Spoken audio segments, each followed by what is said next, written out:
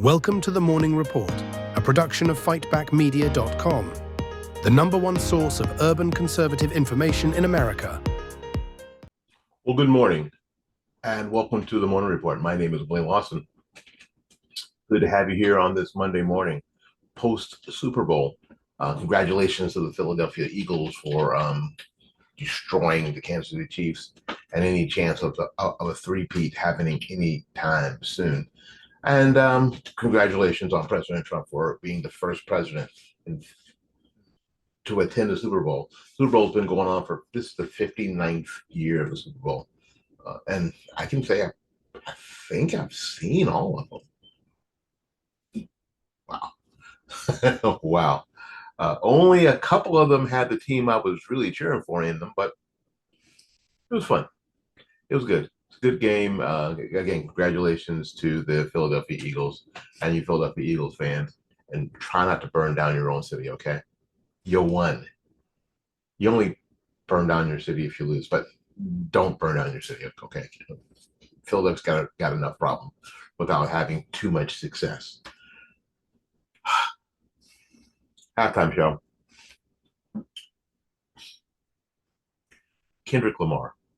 It's funny. One of my students, who a young white boy, senior, yeah, tried to introduce me to Kendrick Lamar a few weeks ago, which is really kind of ironic how all this took place. And he basically wanted me to listen to the music, because I'll listen to the music. I'm a music person. I will listen to the music.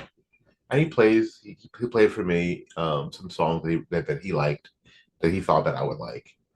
And I was like, it's hip hop, from this this time frame, which I'm really not that interested in. Have not been interested in. And Kendrick Lamar didn't seem any worse than anybody else. And I guess he was my student was really careful about not presenting anything that was profane to me. But I listened, kind of nonplussed. And when we heard that Kendrick Lamar was going to be the halftime entertainment for the Super Bowl, of course he was super excited, and I was like, we'll see. So my shoulder keeps disappearing. Anyway, I listened, I watched.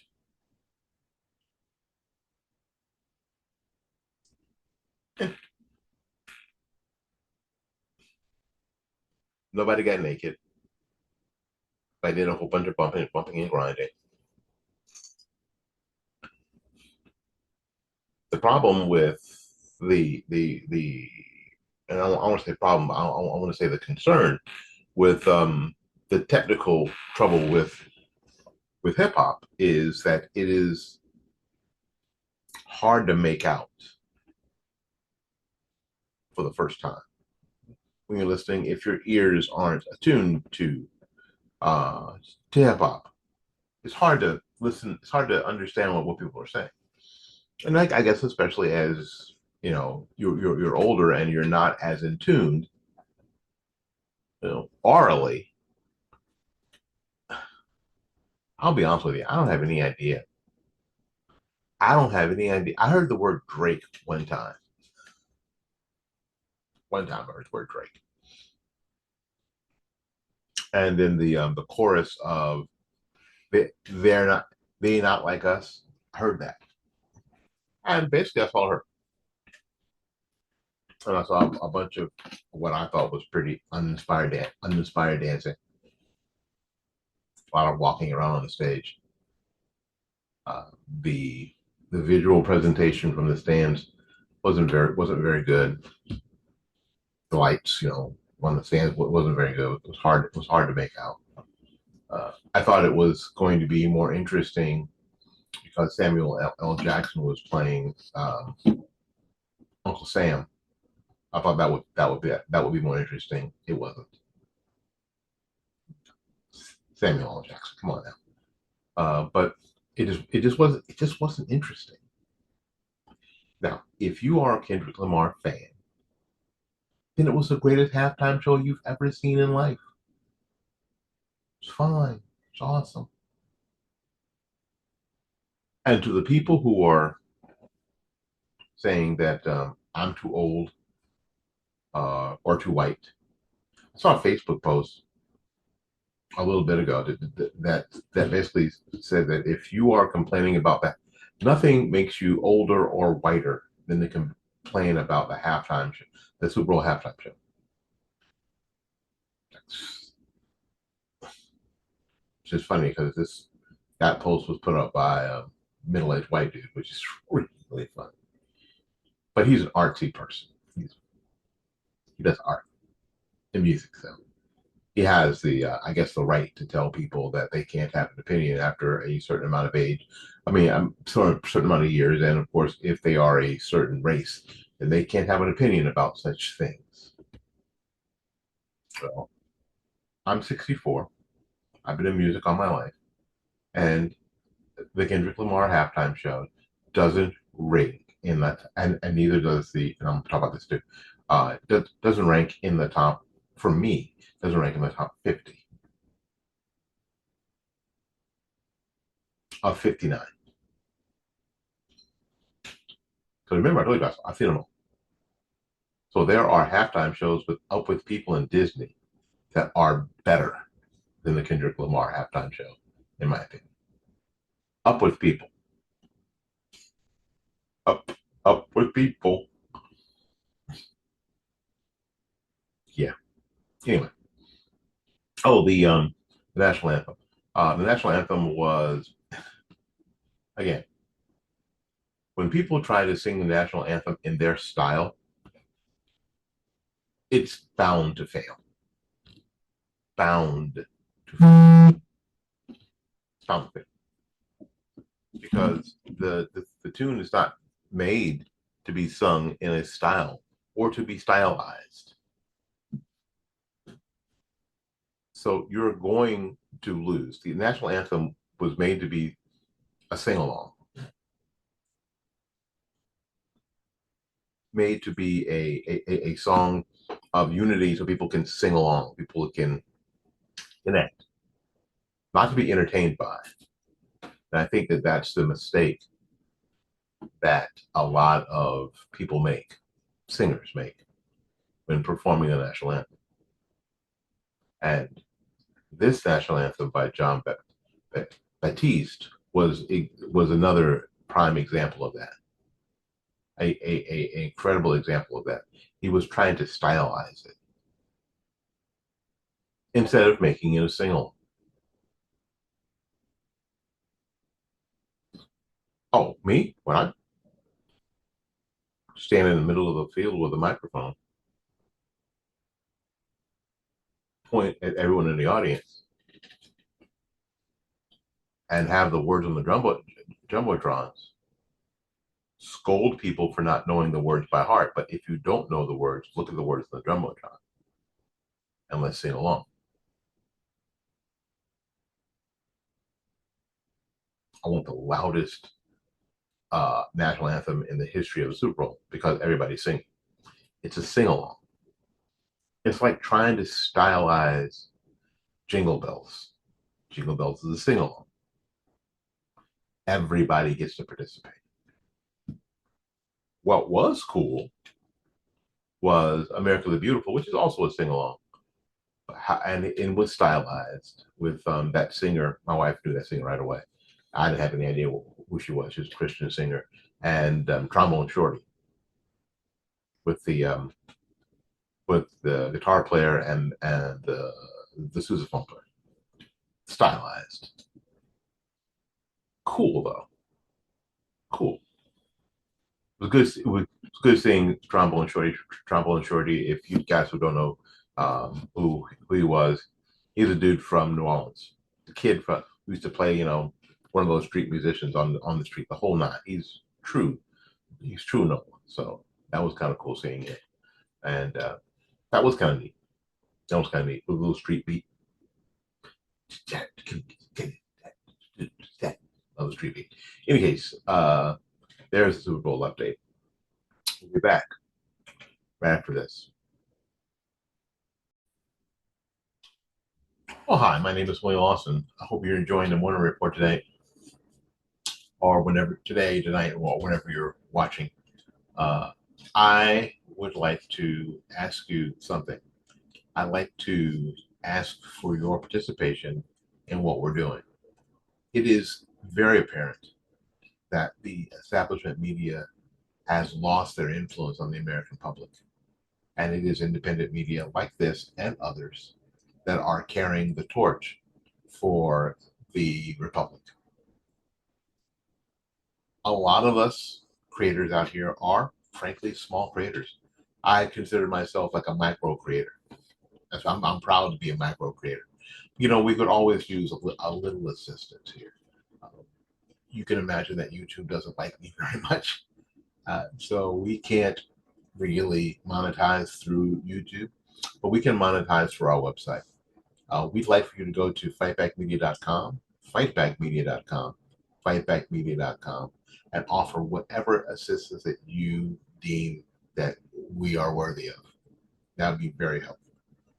You can do as little as $1 a month, $1 a month, to help us keep the website up, to help us make sure that we have what we need here in the studio, make this thing better, hopefully make it better. We could really use your help. Thank you ever so much. We're going to get on with the program. Again, go out there and do what you do. We appreciate you being here. Again, go out there and learn something, love somebody. And for goodness sakes, take care of yourself. We'll see you when we see you. Well, welcome back. My name is Willie Lawson. You know, the left is losing their mind. They're losing their mind over Doge. They're losing their mind off of actually illegal aliens being sent back to their home countries. You know, we call it deportation, but we should be calling it repatriation. That means they're being sent back to where they came from. So if you're from Venezuela and you're not supposed to be here, then get on this plane and when you wake up, you'll be in Venezuela, or you'll be in wherever you came from. Repatriation. And there's also some craziness about, you know, if you are an illegal alien, that makes you a criminal, then you being sent to Guantanamo Bay, because basically you have, and this federal judge who has stopped or has tried to stop some of this activity because the illegal immigrants, the illegal aliens didn't get due process. Well, due process of the law is guaranteed to citizens of the United States by the Constitution. If you're not a citizen of the United States, then I don't know where you get the benefit of due process as by the Constitution. I don't know where. I don't know how you manage that. So these are just stall tactics and techniques from the left. Let there be no doubt. You're going to see the largest repatriation effort in the history of the United States in the next few months. You're going to see that. What you're also going to see is an actual shrinkage of the federal government. So many Republicans have said that the federal government is too big, blah, blah, blah. Ain't seen no change. And now we're seeing a change. So even some squishy Republicans are getting a little nervous because this shrinking of the federal government, no matter how small, is affecting their bag. And that's what none of them want. None of them want their bag to be affected. And what I mean by that is their money. There isn't any way, there's no way, that a lot of these programs are actually going to what they purport to be going to. These are obviously money laundering campaigns. And some of this money is being kicked back to individuals. We already know that the Haitian Project and the connection of the Clinton Foundation is criminal.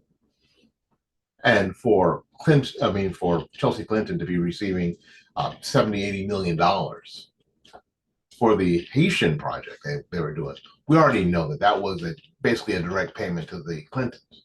Not just the Clinton Foundation, but the Clintons. That's how we do. And so when we start to see these things, when someone starts to rip off the Band-Aid, It's ugly and it's painful. And the left is screaming because why? A hit dog a holler. They are screaming and yelling. Somehow finding out that money is wasted on Iraqi Sesame Street will somehow destroy our democracy. What? What? What the heck are you talking about? Fact of the matter is that this is all this stuff starting to go down, and it's going to be better for a lot of us. No, we've not seen the prices on eggs that we're going to see yet, and they're using that, especially on social media, as a distraction. I thought the eggs were going to be. Shut up. Shut up. Here's something else. Here's something else you're not going to like. Far left CBS got some bad news from its latest poll. Currently, 53% of the public approves of the job President Trump is doing, and 59% approve of his deportation/repatriation efforts. So what's most fascinating about this particular poll is that it's not a poll of voters, rather it's a poll of 2,175 U.S. adults. The GOP tends to poll better with tighter screening for registered voters and likely voters. So there's nothing wrong with an adult poll, but assume they asked for adults because they were hoping that the numbers will be lower. Because if they had likely voters, and then you're probably going to have a lot of the Republican voters say, yes, Trump is the greatest thing ever, and that'll skew the poll. So what you do is say, we're not going to ask for that. We're going to ask for just grown-ups, trying to find some random number. And it was pretty high. Here's some more of the intriguing findings. Currently, 53% of the job Trump is doing as president, approve of he's doing, while only 47% disapprove. When asked if Trump is fulfilling campaign promises, 70% said yes, while only 30% no. The 45th and 47th president also scored high when those who surveyed, when they were asked if he's tough. 69% said yes, energetic. 63%, focused, 60%, and effective, 58%. On the issue of repatriation or deporting illegal aliens, 59% approve of Trump's approach, while only 41% don't. A whopping 64% approve of Trump sending U.S. troops to the Mexico border. On the issue of building large detention centers for illegals, 48% of people approve and 52% don't. Let's move to some other issues here. A majority of 54% approve on how Trump is handling the Israeli-Hamas conflict. Although it's slim, Elon Musk and Doge have majority support when it comes to their influence over government spending. Now, as far as I'm concerned, this is just more proof that the legacy media is ongoing irrelevance. No one listens to the serial liars anymore. For decades, the media has turned federal budget cuts into a third rail everyone was afraid to touch. But here goes Elon, Doge, with majority support. For 20 years, the corporate media has made deportations a third rail, but now it's a 59-41 issue in favor of deportations. Because Trump is fearless and has been backed by an emerging new media. Thank you, Andrew Breitbart. Thank you. This is the time we could definitely use some Andrew Breitbart. This is the time, or in a minute, I could go to my car and listen to some Rush Limbaugh. Golly, that'd be great. Democrats, the legacy media, and the left are losing the argument. This has only happened once before in my lifetime, and it was under Ronald Reagan. But even the Gipper wasn't quite this bold. What Trump is doing is leading. Despite a decade of character assassination, phony impeachments, phony felony charges, and a full-blown assassination assault. From every level of establishment, people now trust Trump more than the establishment, especially the media establishment. Additionally, Trump is everywhere making his case. He's already answered more questions in 3 weeks than Joe Biden, like he did in 4 years. Trump's in North Carolina, Los Angeles, Super Bowl. Everyone. Everybody laughed as he rode down the escalator in 2015. Everybody laughed. Oh, he's such a clown. He's just doing that for publicity. Remember that? Remember that? But he has defined this era of politics by what could very easily be an epic in American and world history. The people are with him. That's everything in politics. We're definitely going to find out, aren't we? Again, my name is Willie Lawson. This has been the Morning Report. The Morning Report is a production of fightbackmedia.com, fightbackmedia.com, fightbackmedia.com, and fightbackmediatv.com. Until we see you again, go out there and learn something else about it. And for goodness sakes, y'all take care of yourself. We will see you when we see you. Bye-bye now.